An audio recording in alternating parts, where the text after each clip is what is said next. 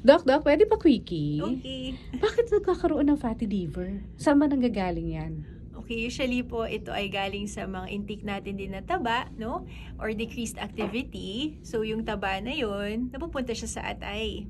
So talagang ano nangyari kay Atay? May taba-taba siya Mm-mm. na nangyayari sa Pag kanya? ino-ultrasound, may kita mo, nakadantay yung atay, yung taba doon sa atay, no? It Mhm. can cause pamamaga ng lining, pagtaas ng mga blood test natin tulad ng SGPT, SGOT. Mhm. At pagkatapos kapag may fatty liver tayo, anong pwede mangyari?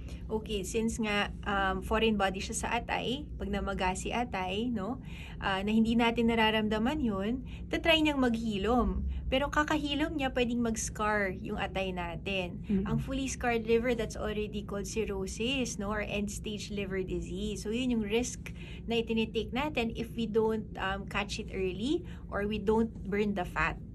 Pag ano yung burning ng fat, anong pwedeng Pwede gawin pong doon? i-exercise. Ah, No, dahil yes, sa talagang exercise lang? diet and Oo. exercise. Okay. Si fatty liver. And definitely avoid alcohol na rin kasi yan ay nadadigest sa atay, causing further harm on top of yung taba.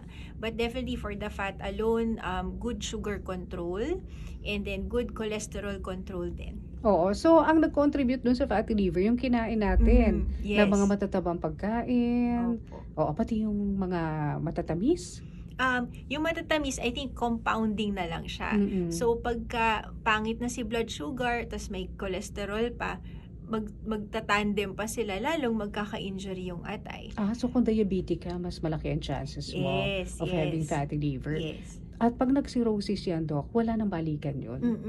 So usually, start pa lang kapag nakikita namin na medyo namamaga si liver at ibang blood test namin, okay naman, walang senyalis na may cirrhosis na, reversible pa yun. Kaya Mm. makukulit ang doktor pag sa start pa lang o fatty liver pa lang para ma-save na kayo na hindi umabot sa cirrhosis. Oo. Pero Doc, totoo ba na nakakatulong yung mga supplements na sinasabi for liver?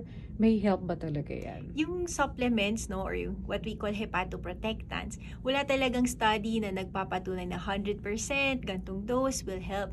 But we sometimes offer it as well kasi there's no harm in giving it, so we can try. Mhm. Okay. Thank you, Doc. Thank you po.